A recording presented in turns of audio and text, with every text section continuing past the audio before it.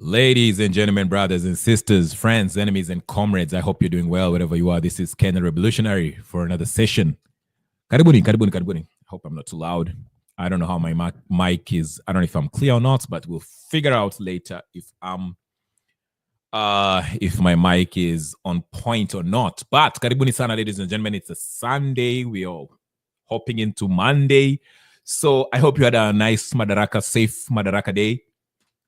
And I hope you're doing well, wherever you are. This is Ken the Revolutionary, as I said. Again, if this is your first time on this channel, please take a moment and subscribe to the channel. And if you're wondering what this channel is about, we talk about Kenyan politics and world politics as it relates to Kenya, okay? The emphasis is always on Kenya. I'm Namnagan. And if you've already subscribed, ladies and gentlemen, please, you know the first order of business is to do what? Hit that like button. Hit that like button. Mara moja. Give me a second, guys.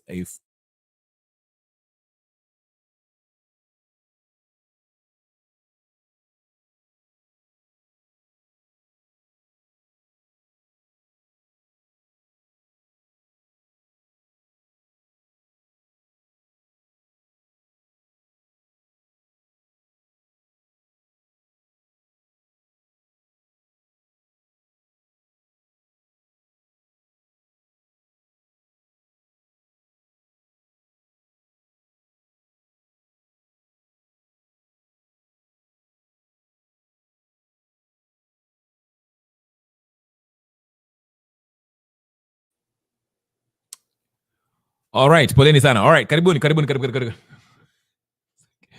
Wako na mambo. Okay, I see Ani. Karibu sana, Ani. Karibu sana.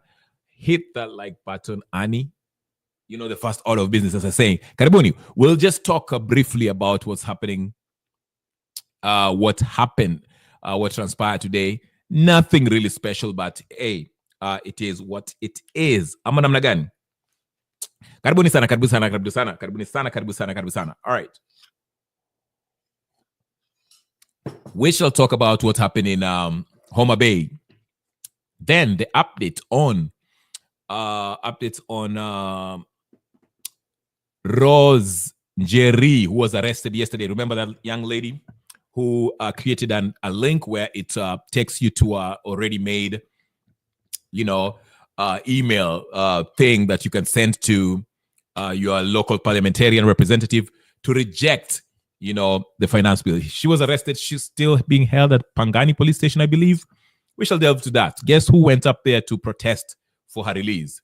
The usual suspect, Boniface Mwangi, Hanefa, and all these charlatans were up there. Karibu sana. Gypsy Corner, I see you. Karibu, Sante sana. Please hit the like button. You know the first order of business. Again. So anyway, there's a little, not controversy, but there are people who are criticizing. That's the first issue I want to really tackle real quick. Excuse me. As we saw this trend started with when Matiang'i came to, was having a homecoming in Shabana Stadium, whatever the case is.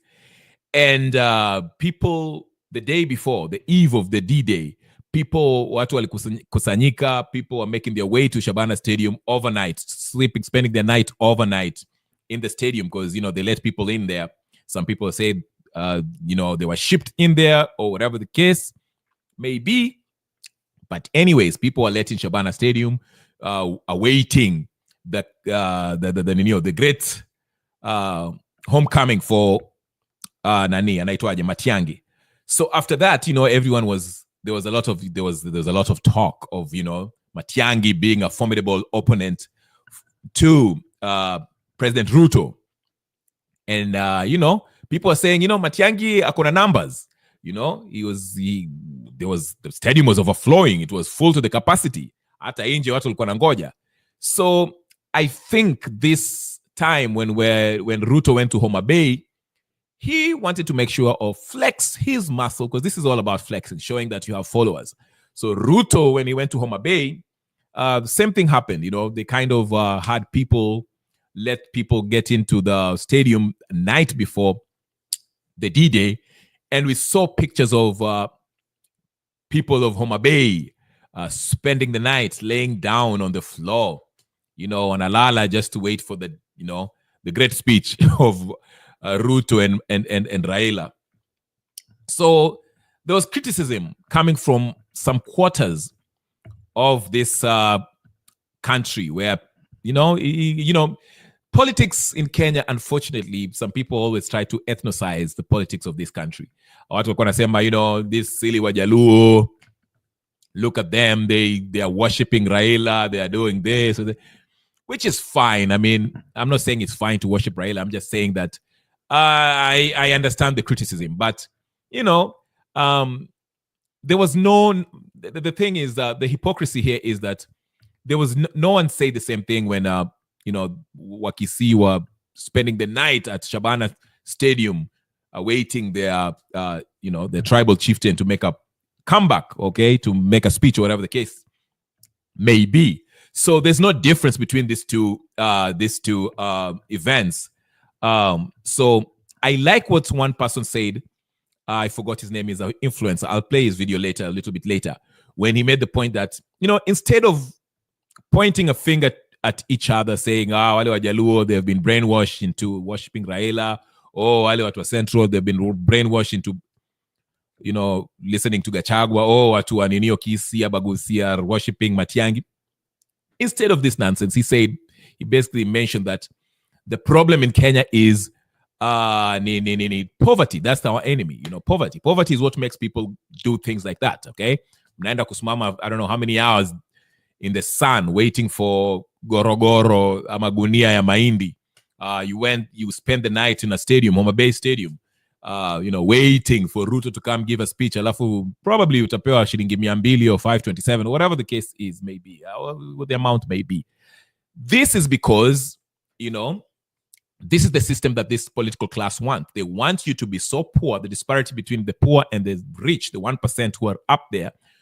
Wanataka ku maintain even your, you stay impoverished with little, if not any education. That's why you see they're changing the education system. They're now changing it to CBE or something. They just change it.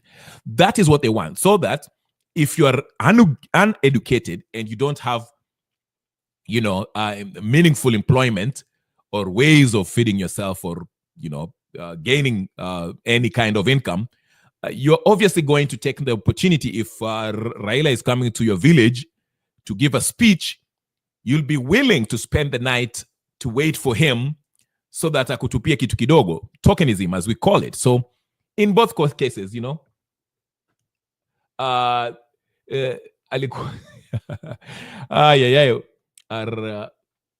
yes. So that's what I'm saying. I like the point when people are saying the problem is poverty, but this poverty is caused by these very people who are at the top, okay? And they want that. They want to be worshipped. They want to be able to come and, pay people to do such things so that they can flex on their political opposition and show them that, hey, you think you have followers? I have followers too. Yes. So that is what goes on. So to me, that whole debate, I am not really excited about it. I just think like it's nonsensical. And, to me, these are not real votes. These are not real votes, if you're asking me. I'm not even worried about who is going to vote for who and who is going to vote for who.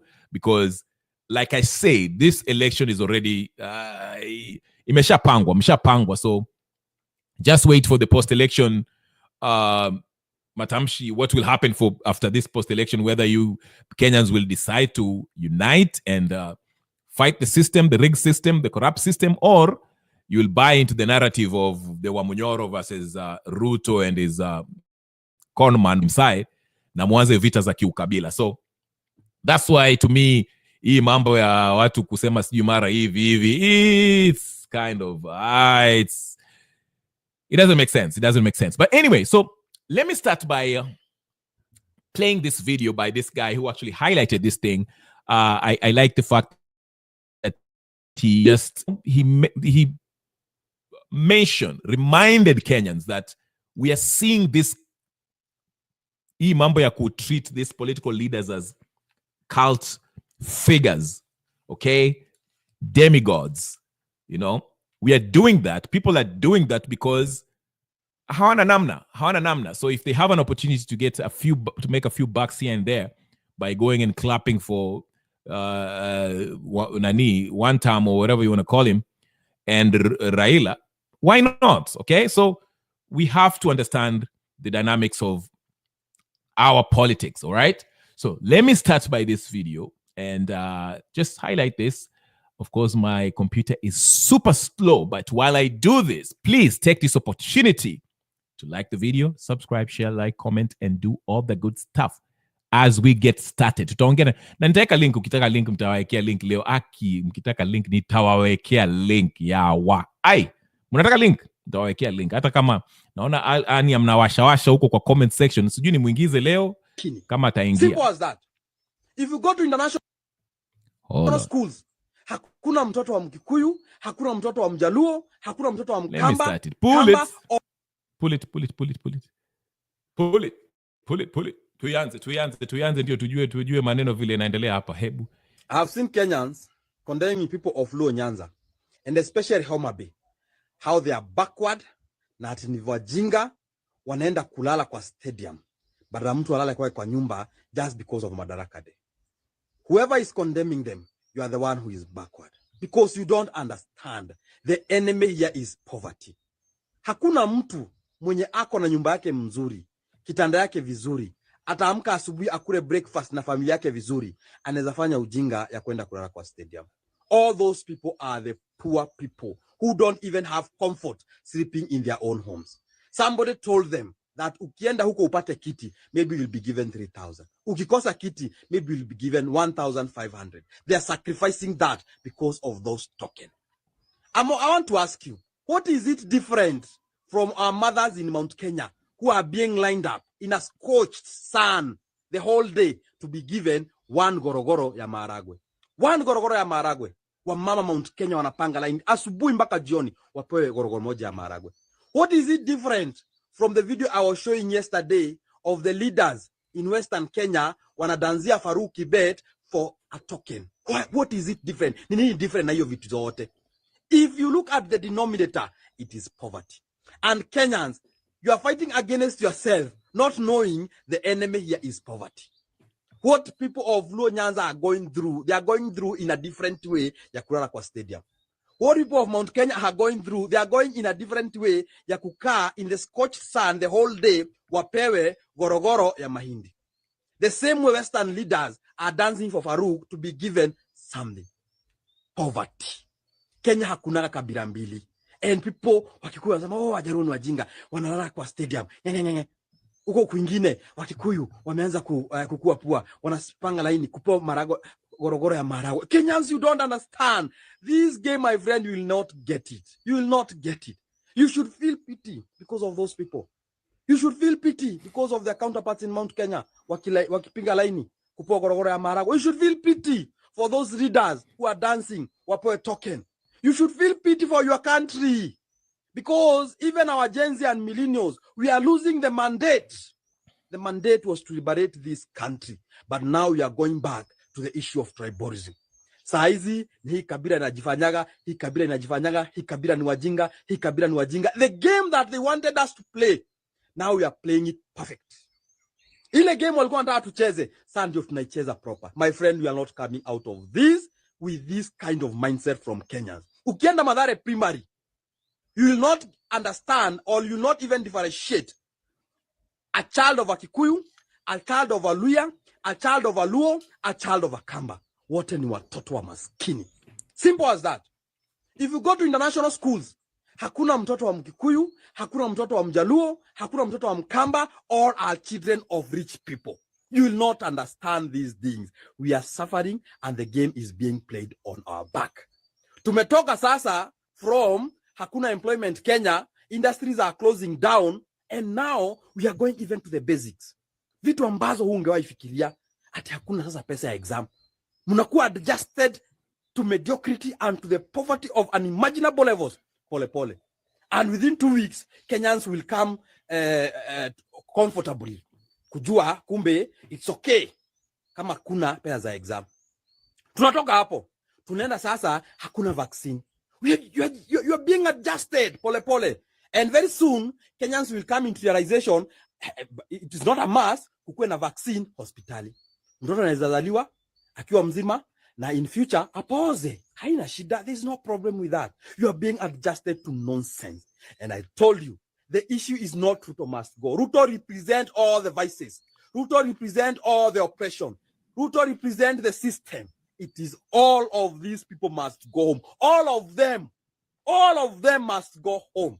They have a mandate to take you back to your tribal cocoons. That's why unaona a lot of tribal, this tribe in Wajinga. My friend, oh God, what is wrong with you Kenyans? Very good point. Very good point. I couldn't agree more. Something that I've been in. Thank you so much, Ani kunikumbusha. His name is Wamajus. Yeah, I usually see him on making videos on X. I forget his name, but that's a good point. This is what I've been preaching all along. We waste our time, a lot of time, and tunakosana, tunatukanana. Nyinyi watu wa Jaluo, nyinyi wa Kikuyu, nyinyi wa Luya, nyinyi wa Somali, angalieni vile nyinyi mnakaa huko ati mnapewa mchere na nyama na mnakubali. Angalia vile mnalala kwa stadium ati mnangoja Raila aongee. You see, we are playing into their hands. Like he has just mentioned a very good point. Ni poverty ndio inafanya watu wafanye hivyo. If these guys, listen, if these folks had decent jobs that are paying and they're living in a decent house, where they can afford nice housing, clean water, probably they would be doing something else instead of going to receive that 200 shillings ndio wasimame hapo walale hapo kwa hiyo stadium. Okay? They would be doing that instead of kulala kwa stadium. I mean, wewe mtu ambao ako na kazi, okay? Who has a good employment as a house na akona mattress kitanda kazuri, why would you go sleep in a stadium ati unangoja Raila akuje kesho azungumze ninio? No. The same thing we can argue when you go to Ninio. That what happened in Kisii Stadium. Those people are sitting there because probably walipewa pesa kidogo, or they were hoping they were going to get paid so that wasimame wasikie hiyo speech ya Matiang'i. Same thing in Central. The enemy is poverty, but we have to recognize why we still do suffer this squalid living conditions, poor economy. It's because of this very people, corrupt leaders that are manipulating us into this tribal nonsense. That's how they want us to be. That's why you see wale watu wa ODM, they'll be pointing a finger at Gachagua. Gachagua will pointing finger at Ruto. Ruto is pointing a finger at everybody. Wanaitana wa kabila wote. Okay? That is the whole point. Okay? As much. Yes. Yes. And that's why I was saying I'm very worried, because it seems like it's like they're winning. This information war, they're winning. Now, to be fair, I had a guest yesterday, wonderful guest, Atticus, who I haven't seen for a while, was telling me that this narrative is only inanunuliwa na the baby boomers, the older folks. Now, I have no real way of gauging who is buying into this. To me, the way I see it, my analysis is maybe watu ambao wako huko ushago, I'm not saying that they're not exposed or they're stupid or anything.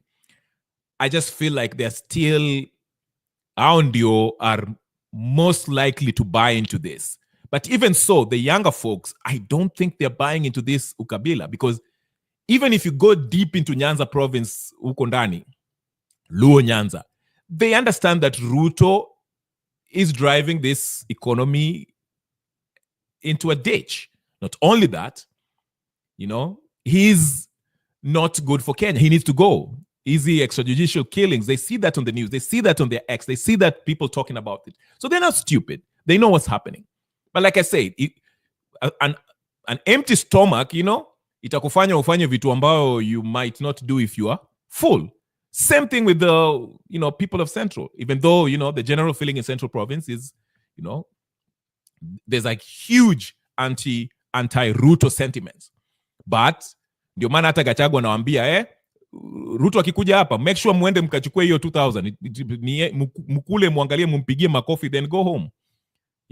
take advantage of these things because people, but the bottom line is we are all in the same ditch, and we need to figure out a way out. The people who we entrusted, the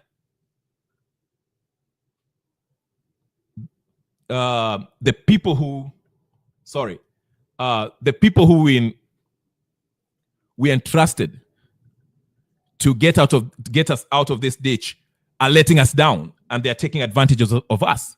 So yeah, wacha niangalie. I see Chief Negus. Thank you so much for joining me.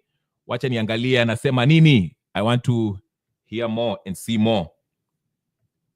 Anasema Chege Majuis is one of the more sober-minded commentators. He is right.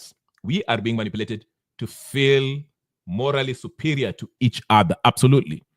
We start pointing fingers. Tuache mambo ya kupoint fingers at each other. That's what I've been calling for. Why can't we rally around the same issues that are affecting us instead of kuangalia yule mtu ati ninio? Now, here's where manipulation comes in. Hapa ndio ninio. Shi Mariam, karibu sana. Please guys, make sure you like the video. Here is where the manipulation comes in. These political class, they always try to make sure that the focus is on individuals, the so-called perceived tribal chieftains. They want to make sure we maintain, tunaangalia Raila is still revered as the head of Luo Nyanza. Matiang'i is still revered as the head of Abagusi community. Gachagua is perceived as the valiant head of Kikuyu. The Tawe movement is a representation of, the lawyers. That's what they want to maintain, because without this divisive politics, these charlatans pretending to be our representatives, these tribal chieftains, they have nothing to stand on because they know we can come together and get them out. Anyway, let me play you some other videos which I found in your... let me just go to Rose Njeri.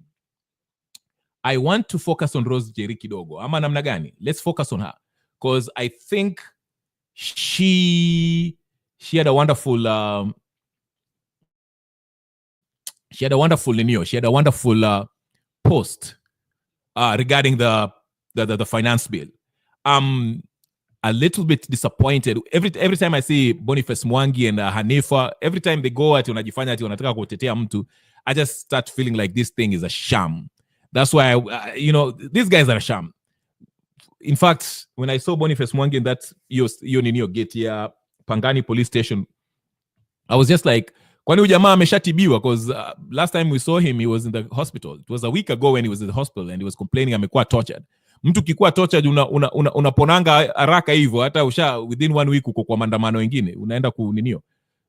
Those are the kind of questions that I would like to ask, but that's besides the point. Let's get to exactly, Annie.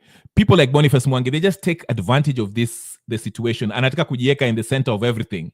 I maintain your facade at the end, your bingwa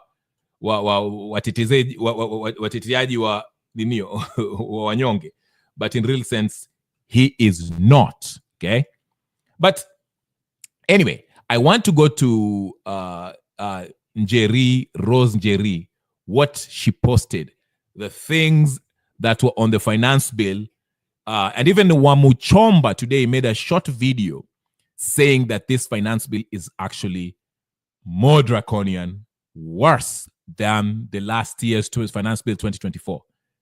We're about to see a few things that this lady actually highlighted that might drive people insane as far as as far as the Nino is concerned. What is ile vitu wanataka kutax. Tuangalie just a snippet of, it's not a snippet, but zile vitu wameandika hapo, the kind of taxes that they've introduced ambao wanataka kuleta kwa ninio kwa hii finance bill inakuja.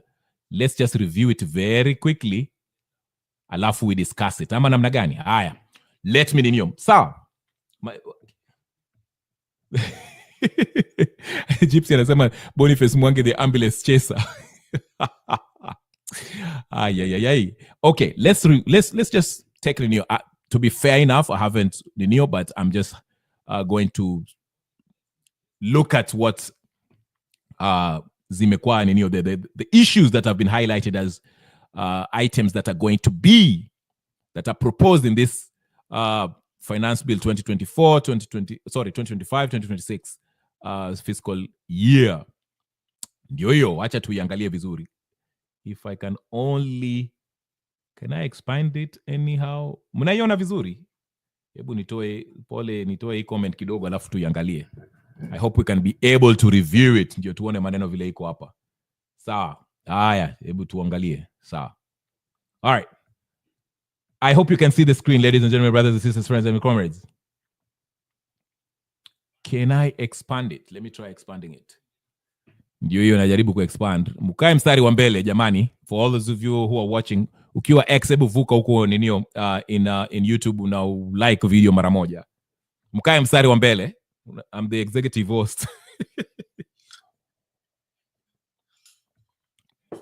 Okay. The Finance Bill 2025 is still loading. Hey. Sasa leo hii computer data imeleta mambo mingi. Tunangoja kidogo. Nipatie ni dakika 3 as it loads so we can start talking about it. Okay. Well, this is not it. There was one that poleni sana. Wacha niangalie ngine. This is not the one I was looking for. There's another one that actually had the actual items that zilikuwa ninio. Ani mukae mstari wa mbele. Mukae mstari wa mbele. Executive boss mwenyewe. Mimi ndio sasa leo nataka kuwaletea maneno tuongee hapa. Only if I can see this ninio. Sasa hii unajua kuna vitu ambao sasa zile nataka kuleta tuongee hapa ndio zinanipotelea.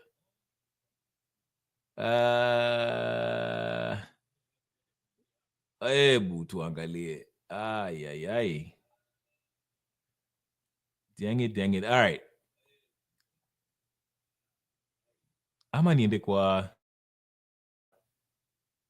ni nani sasa aka. Tutaka kusikia wa Munyoro. I'm almost there, ladies and gentlemen. Mkae mstari wa mbele. By the way, if anybody wants to have a discussion or comment or just kutoa vile zituko kwa kifua or cast me out, you're more than free to join. I can put the link for you and unaweza kutoa yote ambayo iko kwa kifua. Hapa ni kujadiliana na kudiscuss na kuona vile mambo iko ama namna gani. You know, I'm so disorganized. Hata hii kitu siningeipangia kitambo, lakini mimi saa nyingine hata. Lakini leo ni Jumapili. Unajua Monday hata ishafika. So tunaangalia tu kidogo. Anyway, Kiamburi ndio huyu. I can't find it. Sorry guys. Hii ningeangalia kitambo but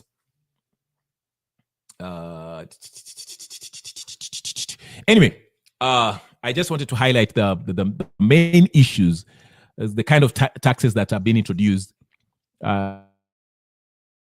Kuna mtu ambao summarize vizuri, so I just asked to look at them, but apparently siwezi kupata. But there's something I want us to, kuna hii kwa ufupi ya mambo ya World Bank.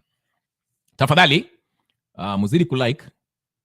Let me play this young man who was talking about the World Bank and how it's related to Kenya, how the World Bank is pushing on new taxes for people who are making less money, more than 166K per annum. So give it 2 seconds here. Hey, wacha ninuka. Ndio hiyo. Your Lord is too.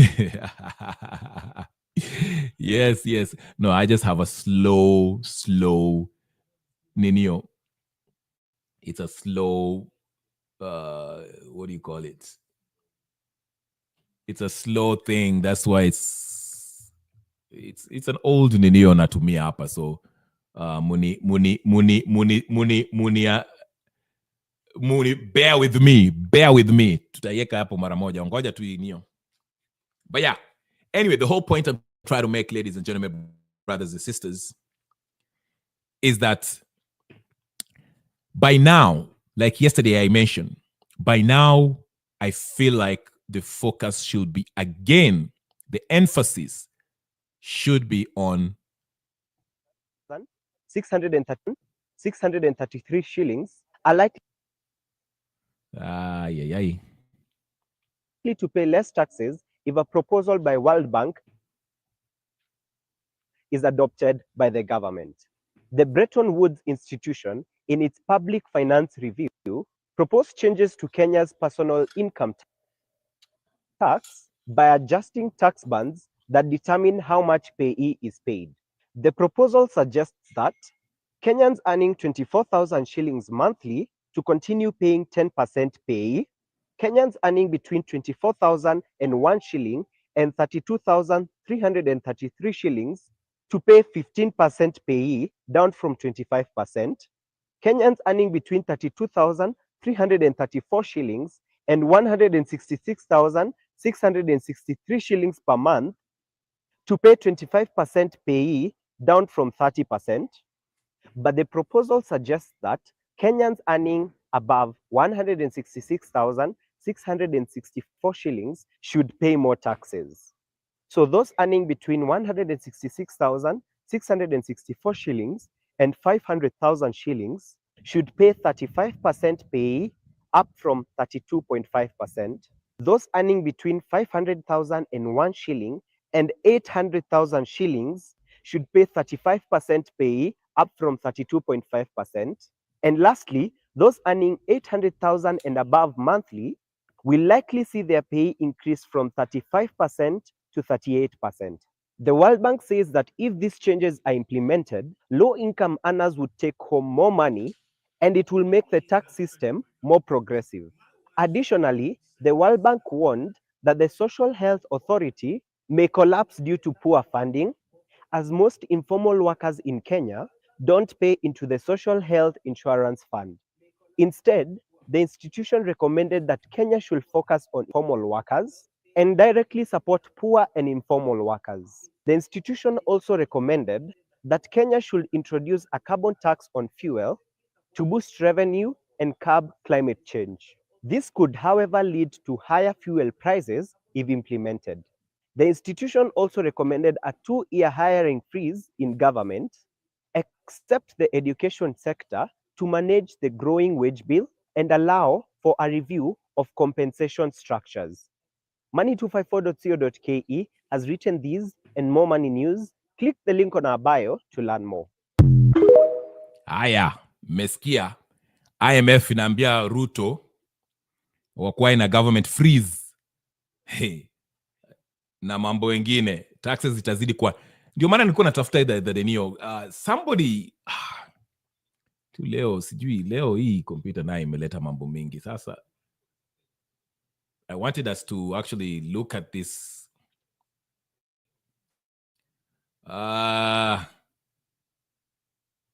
sasa hii ndio sasa mambo gani? Okay, anyway, let's move away from there. But anyway, that's basically I'll do my homework next time before I come in. So you oh, okay.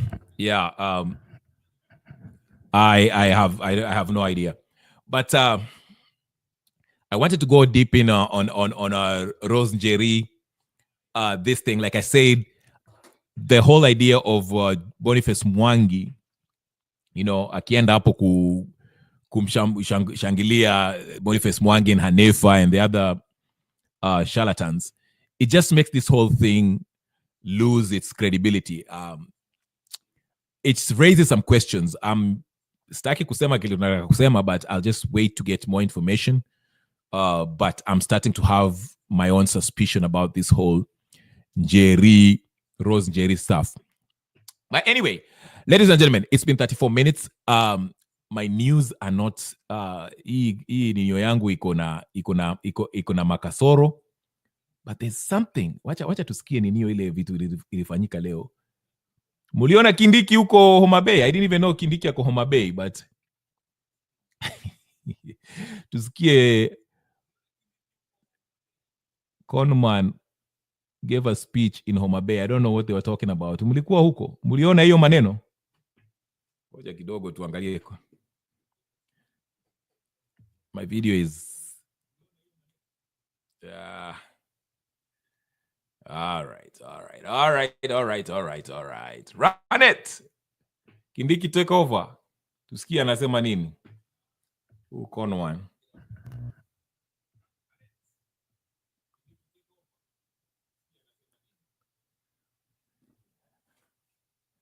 Hold on. Hey, Leo. Dang it.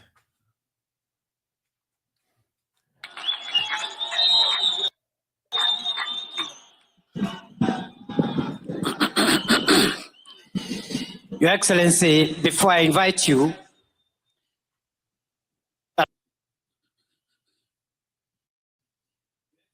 Ai.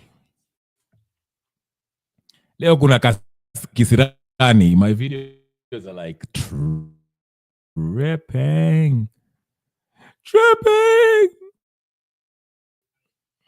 Kisirani. Commercial ndio hiyo. Kweli leo ni Sunday. Ruto ameniroga. Ati play free from seat.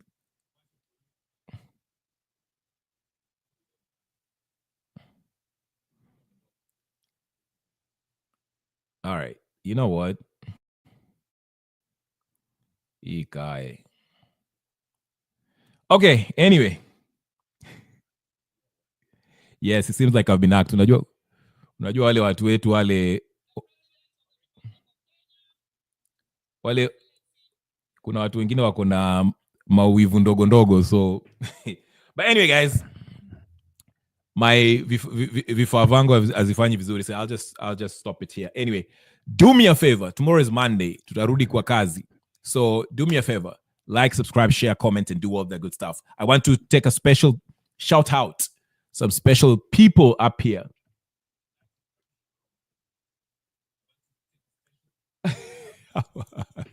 Yes. Kenya Revolutionary. Gypsy Corner, special shout out to you. Thank you for the super chats. Yeah. And Annie also, kama kawaida. Annie najua, you know, hasira imekupanda sana. Annie amefika mwisho. She wants to see change. Amechoka with the drama. So, you know, I understand. I get your point. Na kuelewa your frustration. But like I said, you know, these things can take time. Unajua kutoa watu it's not easy, because like I usually say, hata Ruto tukimtoa 2027, we shall most likely, more than likely, tukimtoa through elections, more than likely, more probably than not, we shall have another Western stooge that will that wataninio ambao atatu rule. So ndio maana nasema, you know, the only way is through. Sasa hii ni mambo gani tena? The only way is through. Kesho tuko holiday Kenya. Oh, kesho ni holiday. Sawa basi. Kesho tuchape marathon basi. Kama kesho ni holiday.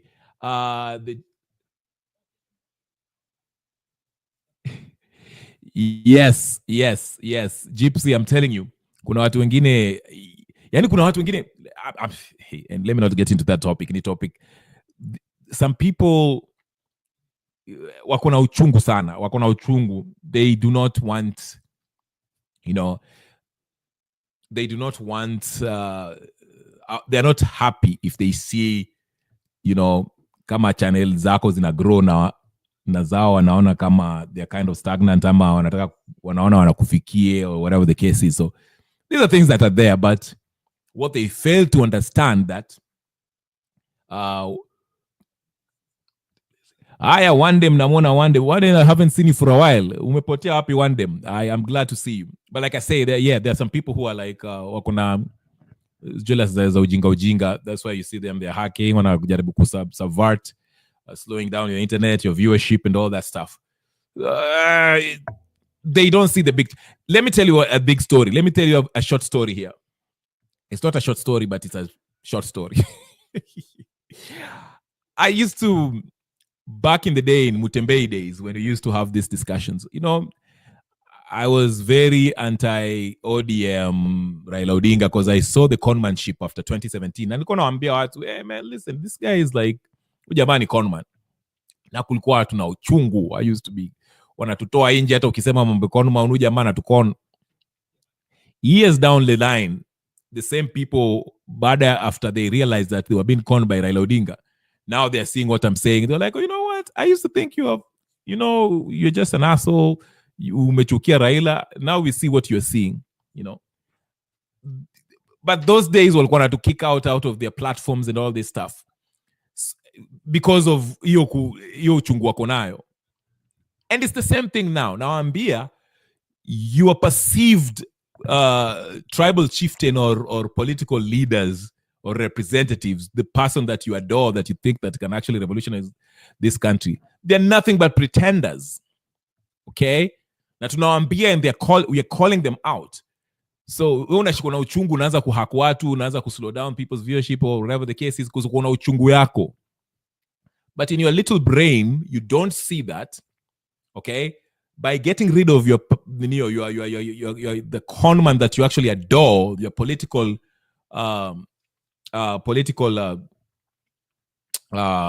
hero or heroine, those are the people who are actually keeping this country from developing, from moving forward.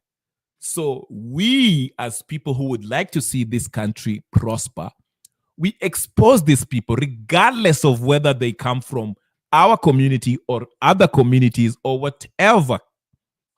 We expose them, call them out, because these are people who are stagnating our development.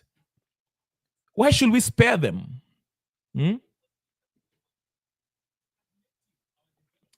Check out Wanga. Okay, Brother Benson, karibu sana. I see Brother Benson is telling me check Wanga during the Ninio.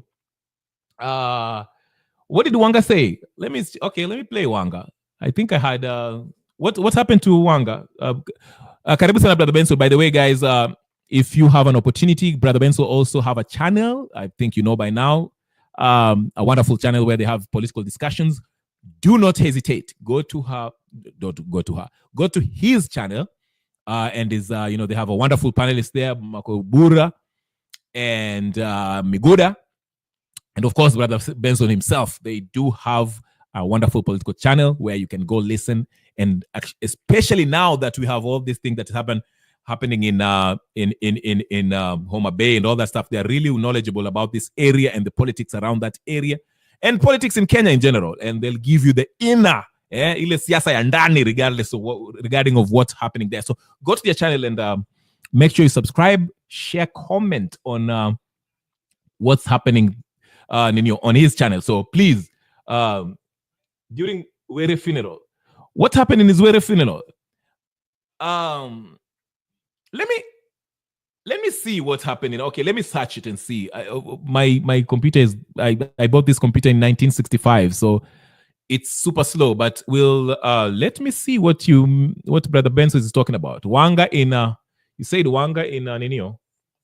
Wanga speech in what is his name? Where is funeral? Funeral. Okay, let's look for it. There's something maybe of interest that Nani anatuambia hapa. So let's check it out. What did Wanga say? Wanga. Okay, I can see a couple of it over here. It's kind of this woman listen to know. That is Wanga told Raila. Ooh, okay. Hey. Wacha tuangalie hapa. Thank you so much, Brother Benson, for this. Tony Owiti, I see you. Tony Owiti, I haven't seen you for a while. Karibu sana, Tony Owiti. A country with no opposition and a parliament. Tony Owiti, I'm so glad to see you.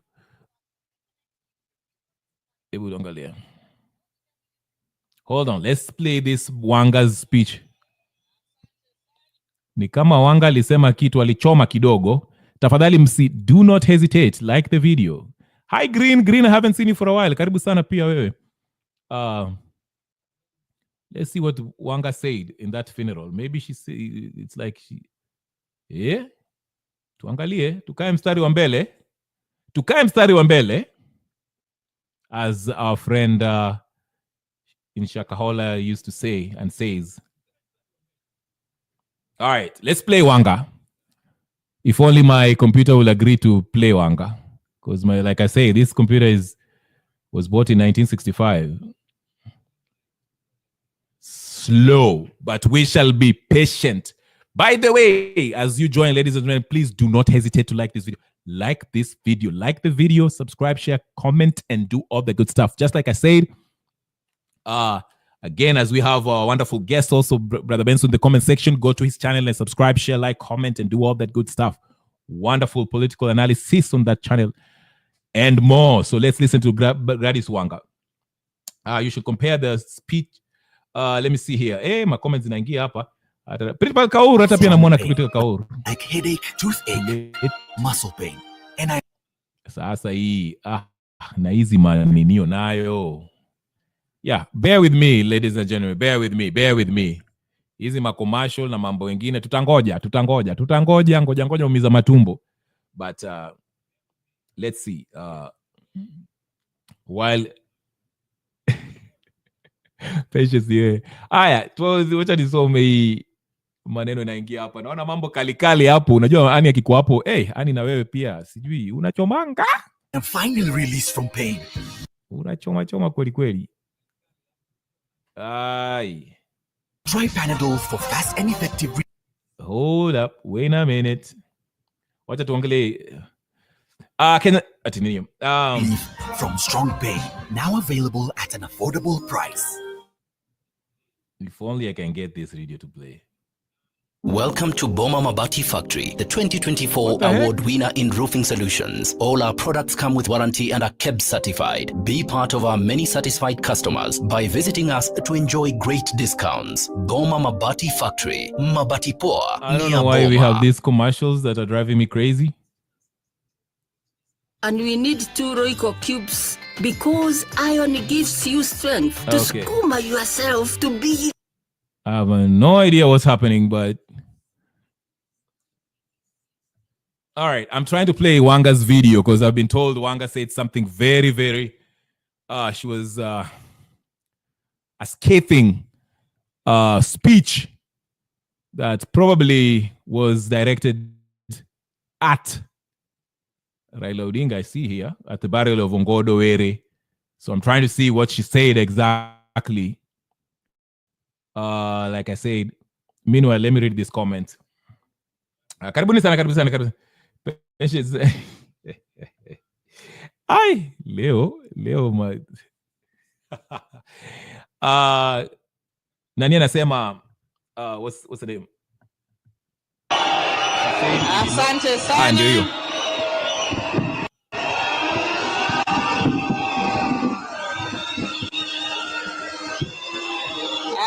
Thank you very much. Asanteni sana. Your Excellency, Right Honorable Raila Odinga, our party leader, the Right Honorable Speaker of the National Assembly, Dr. Moses Tangula, the family of my late friend, Sir Charles Ongondowere, Margaret, Mama Emma, Anne, Mama Pascal, the children, the brothers, mawaziri ambao wako hapa siku ya leo, Jokasipul, Johoma Bay, Amoso Uninya Saiber, Sechete, mumekuja kwa fujo.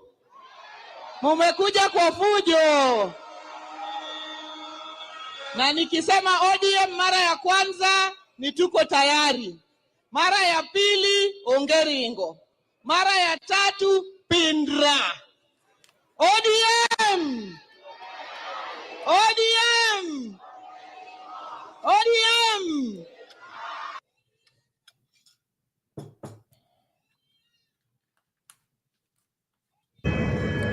Ai, commercial, jamani.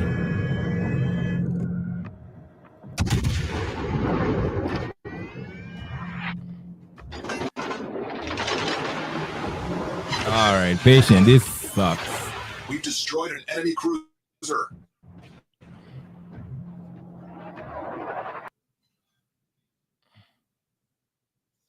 I need to get that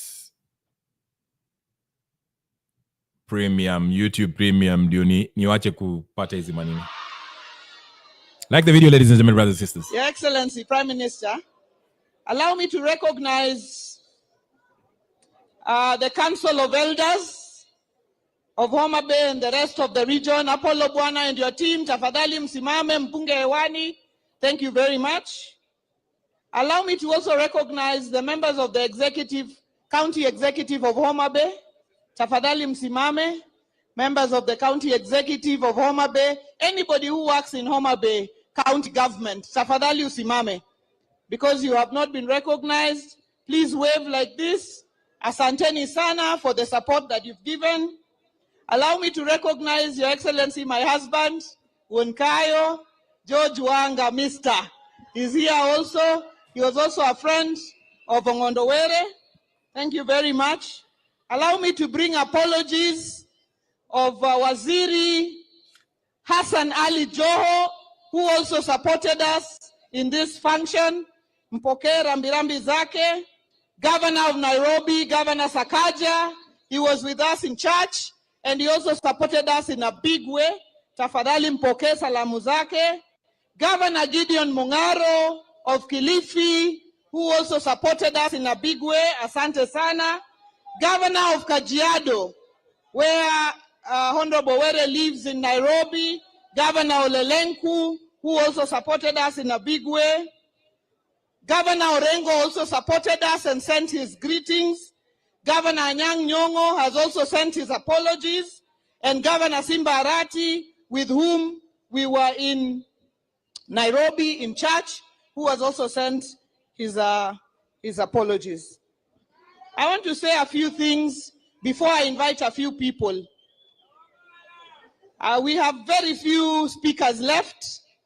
I think we are 6 in total. So we will speak very briefly so that Baba and the speaker can have a chance to condole with the family. I just want to say very few things.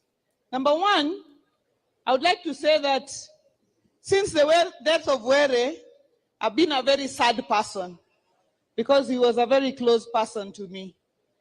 But today, I am sad, but also very happy person. I'm happy.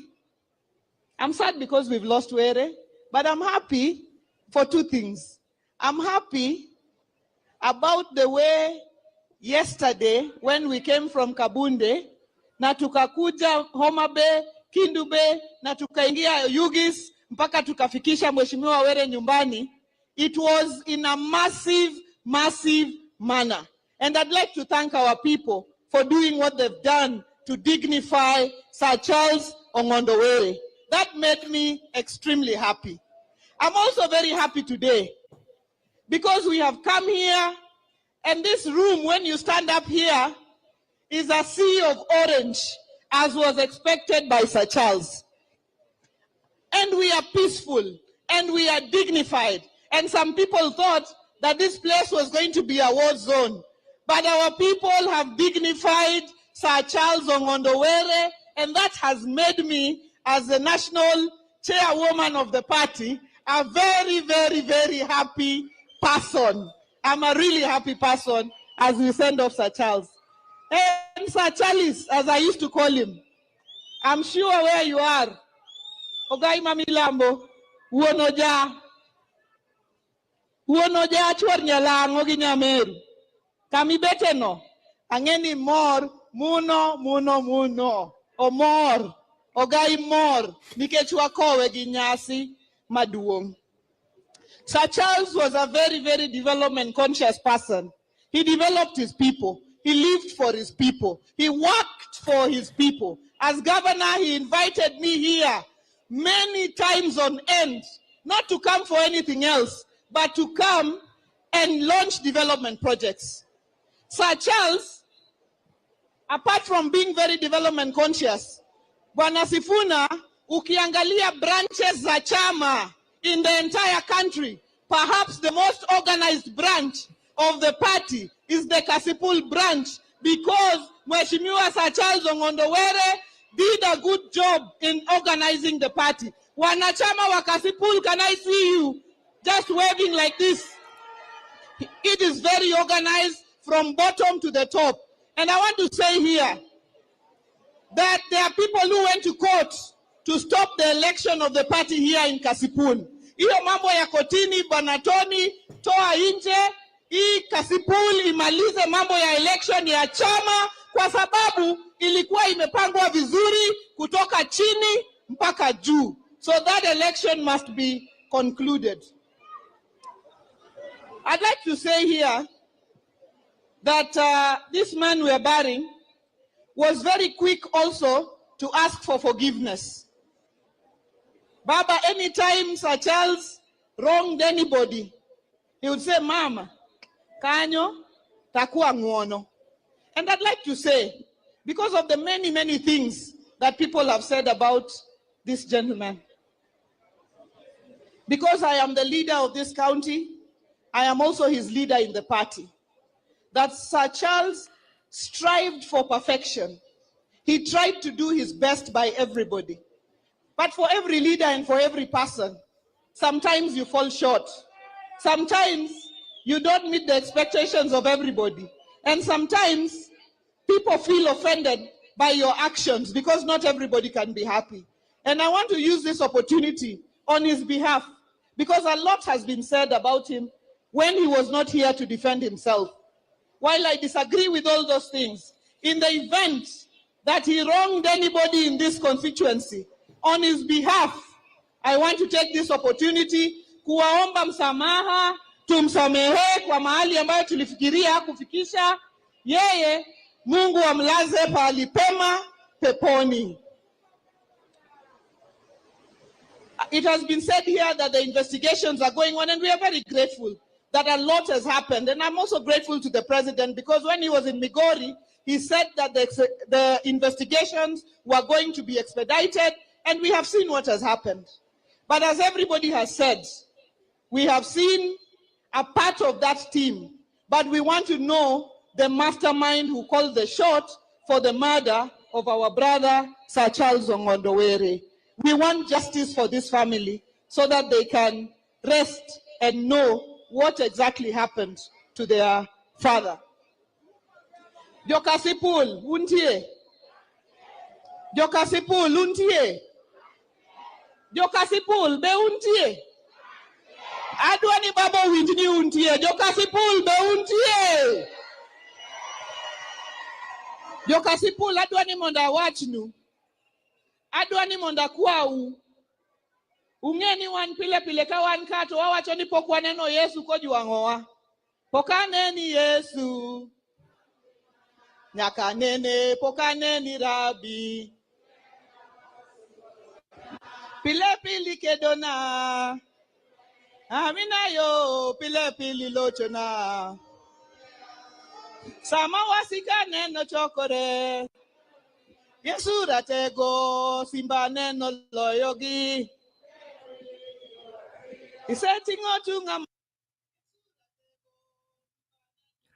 All right. I mean, I had to stop it here because we can, she's basically saying, I had I don't know how we ended up with Mwanga, but Mwanga basically once said that they did not join the blood-based government because to be killed. She was basically defending while eulogizing about on Were's life. She said good things about Were is his friend, all that good stuff. But I think NTV or one of those Githeri media, they have a documentary coming up. I think it's called Kisirani in Kasipul or something, which gives another side of Were. I mean, this guy, they say he was not an angel, and that's probably why he ended up getting shot. There are youths and political aspirants that tried to vie for governorship, gubernatorial seat in was he an MP or senator? Whatever the case is, same seat as he is. They ended up getting beat up when Katwa Mapua, maimed, killed, whatever the case is. So Were, it's said that he wasn't that innocent. Siasa ya Kasipul is a complicated one. I personally do not know much about what's going on in Homa Bay or Kasipul or whatever the case is. I do not know, so I won't claim, I won't talk about it because I know nothing about that place. I just know one thing is for sure, that there's a lot of violence behind the politics in Homa Bay. Even Wanga vying for the Homa Bay gubernatorial seat versus Kidero, it was a bloody scene. It was a bloody, competition. Let me just put it that way. With people, young folks killing each other here and there, people being threatened, their life, their families being threatened. So Homa Bay is complicated. From an outsider looking in, I think it's a hotbed of political violence. Again, I can't go down in much into it because I don't know much about it, but from what I've heard is that, there's kuna mambo mingi huko. So let me just leave it. All I can say is this. It's I think there should be a law that says that if you are a public servant, if you are a senator, you cannot become a governor. If you're an MP, you cannot become a senator. If you're an MP, you cannot become a governor. If you're an MP, the only thing you can run for is presidency or whatever, or yeah. Besides that, because these people keep on shuffling around. I mean, look at the Orengo. Orengo started as a senator or MP, then, catapulted into senator, then went to governorship. And it's the same people. So I think there should be a law. And it's so funny because I was talking to somebody, a Nigerian guy, and he was telling me the same thing happens in Nigeria. Unapata mtu alikuwa MP, he graduates from becoming MP anakuwa a senator. Akimaliza kuwa senator na run for governor, anakuwa governor. Akimaliza utampata anakuwa minister or CS, their version of the CS. Akimaliza na run for president. So these people are earning big salary, wanazunguka tu wanakawa serikali miaka sijui ngapi. Just like the Speaker of the House. Speaker of Parliament, anaitwaje? Wetangula basically shouldn't even hold his seat, but that's what's happening. In summation, our political system is corrupt and needs a total overhaul. The first step we need to do is let's not buy this whole ethnicization, the ethnopolitics that we are playing, these tribal politics that these political class are putting us into. We should reject it. It's entertaining, but we should reject it. And let's have alternative voices who are not calling for... this is why when people ask me, who would you vote for? Who is your candidate of choice? I always maintain that instead of saying, so-and-so is my candidate of choice, so-and-so is candidate of choice, my response is always, I do not have a candidate of choice until we have a total overhaul of the system. Because if you keep on saying, huyu ndio maninio, if you look at their background, wapi. Look at their background, wapi. They're still part of this cesspool. People come from this cesspool of political conmanship and criminal activities. So let's not fall into, unfortunately, my voice is in the minority here. Everyone is focused on 2027 or 2026. And after those elections, we might find ourselves in a place where we might not be happy about. As I usually say, if we don't overhaul the system, if we don't occupy State House and force Ruto to resign, not only Ruto, Ruto and his whole cabinet, plus all the representatives in the National Assembly and in the Senate, we are going to find ourselves in the same place we are in, because what is more likely to happen is that we shall have a flawed electoral process, and there'll be tribal clashes. Then we shall have a government of national unity, which will bring together all these criminals coming together and forming the next government. And we'll find ourselves in the very same place we are in, complaining about the criminal activities these guys are doing. That's why I usually take offense when people say, oh, we choose wrong leaders. We do not choose wrong leaders. The system is rigged in a way that we have no real alternative. We have the bigger criminal, the bigger thief, and the small thief who's looking to become a bigger criminal.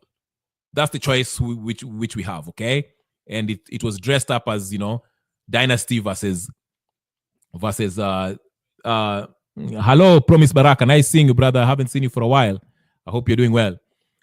We are always, like I said, I'll repeat it again for the people sitting at the back. We are always presented with two choices: the bigger thief criminal versus the smaller criminal who is looking to become the bigger thief or bigger criminal. Okay, and it was made palatable to us by this narrative that it's either the hustler versus the Ninio. So we need to stop that. And there's no way to have an alternative, because the process of even standing up and becoming a presidential candidate is already Ninio. I mean, Junet's cousin or whoever, is going to be a part of the IEBC. Do you honestly think that there'll be someone there'll be a, transparent, verifiable elections? No, we won't. They're just setting us up for another post-election violence. That's why I'm calling for unity among every tribe, all the people of all ages, to come together and say, we need a total overhaul of this system. We cannot continue having this political circus. Hii mchezo wa Munyoro versus Ruto, Raila versus sijui nani. No. We must stop it. We must stop it. We have to. We have to stop this. It has to stop. As soon as we realize that, the sooner we'll liberate ourselves from this nonsense. Like I said, this political class, they've hired their lieutenants, and this corrupt system is deeply entrenched in our system, in our politics, such that we have these charlatans posing as human rights activists who are working on their behalf. We have the fake opposition, the useful idiots who are pretending to be the young, fresh, new idea having, like the Moraras and the Kasmuels and all these idiots that are running around having so-called coalitions. These are people who are working for this political class. We don't have an opposition. We don't have a real alternative. And the process in which we can have a democratically elected representatives is flawed. So the only remedy to that is to exercise the Article 1, the first article of the Constitution, which is the sovereign people of Kenya have to come together and declare Ruto and the whole executive branch of government, fire them. The legislative body, all of them, fired. Then let's charter our way forward. After we choose new representatives that are truly chosen by the people, let's have a total overhaul of also the judicial system. Okay, look at these judges, the juris pesa accusation, who's been taking money. Clear them out. If Koome is corrupt, atolewe. And let's have judges who actually uphold the Constitution, not the kangaroo court that we have, that we call the judicial system. And all these lawyers that are petitioning their Ninio should be also looked at. You know, people like Grand Muller, who have been having these fake lawyer degrees, law degrees, they should be vetted and imprisoned for, you know, faking the qualifications. This is what needs to happen. But the first thing that we need to do at this point, I know majority of us are not on that stage yet, but we'll be forced to get there. Maybe it will take post-election violence for us to realize that we actually need to come together and stand up against the political class. Maybe that's what will it take. Okay?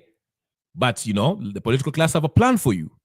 Mkishamaliza kupigana in 2027 or 2026, they'll come together and say, for the sake of peace, let's Ruto and Wamunyoro and Raila and Uhuru and Kalonzo and Karua, they'll sit down in one table and say, let's talk. And Herman Manyoras of this world will tell you, these people just need to talk. They just need to sit down and talk and agree. And they'll come up with an ADCO which contravenes the constitution that we have. But they'll say, for the sake of peace, let's sit down and create position for ourselves. And in that way, our people will be happy and continue looting our resources dry while we wallow in squalid living conditions, taking the little money that they throw at us once they're full. That is what we are facing.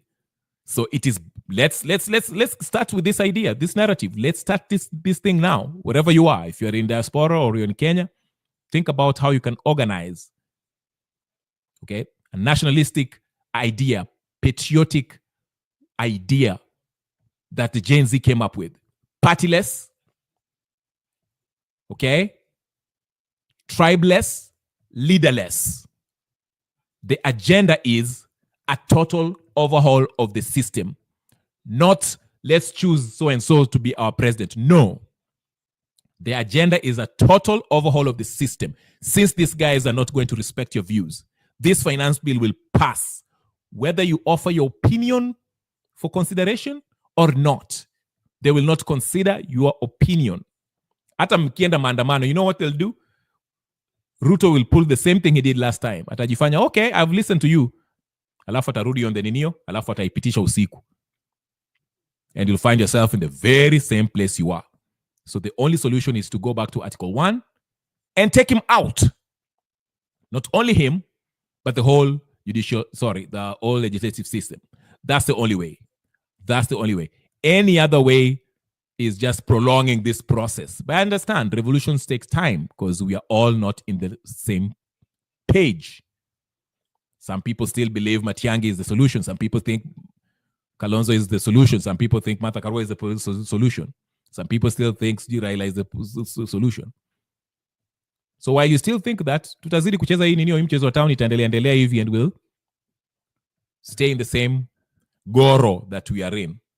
So with that, ladies and gentlemen, brothers and sisters, friends and comrades, I impugn you to take a minute and like this video, subscribe to the channel, and share it with your friends. The homework that I will give you, and I'll always give you this homework, is if you're politically active, especially you Gen Zs, please organize. Let's get back to where we were last year, where we talk about this finance bill. Let it be the headline.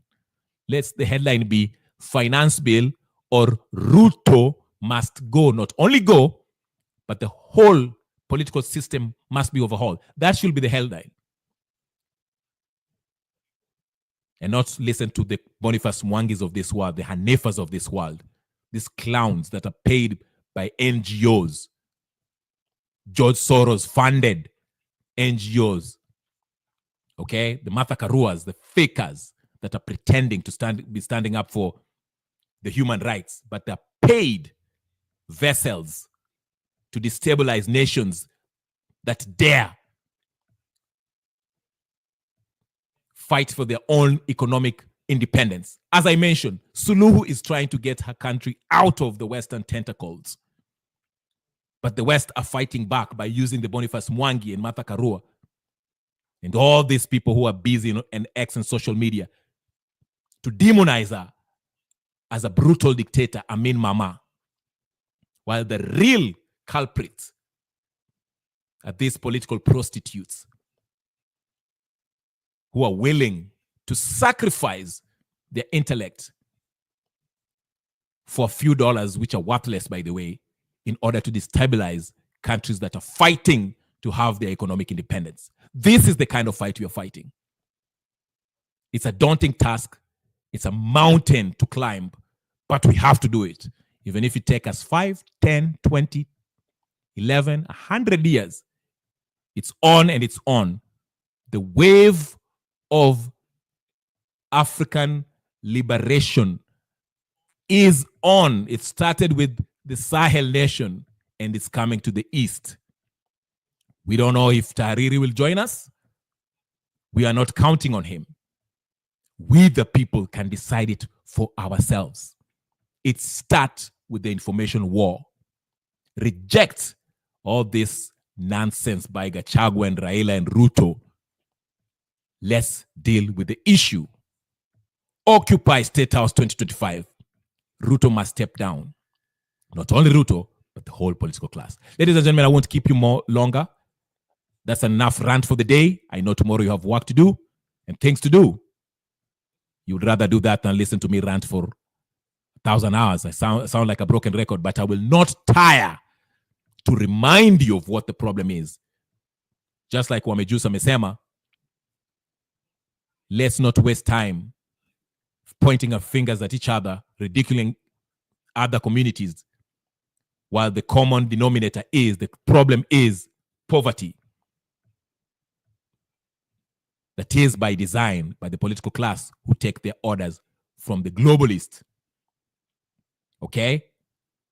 So newsflash for those of you who hack my channel, sabotage this channel, I'm not going to be muzzled. I won't give up. Even if I have one person watching, I will keep on going, because this is not about likes, subscriptions, or money.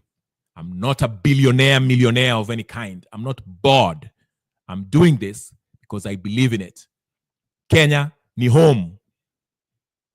So we are going to have these discussions, whether one person is watching or 1,000 or 1,000,000 people are watching. Whether I get likes or not likes, we shall have this discussion, and I'll push for it until the day I drop dead. So Mr. Hackerman, although you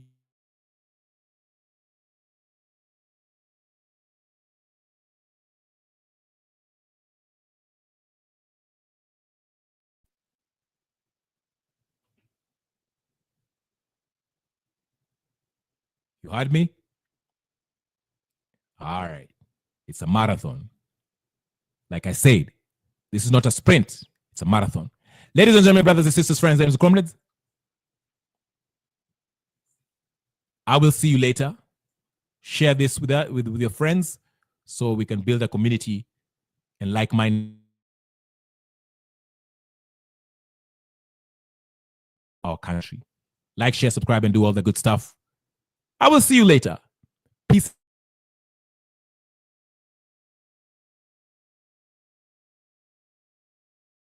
Tony Oweti, Gypsy Corner, Annie, Wandem.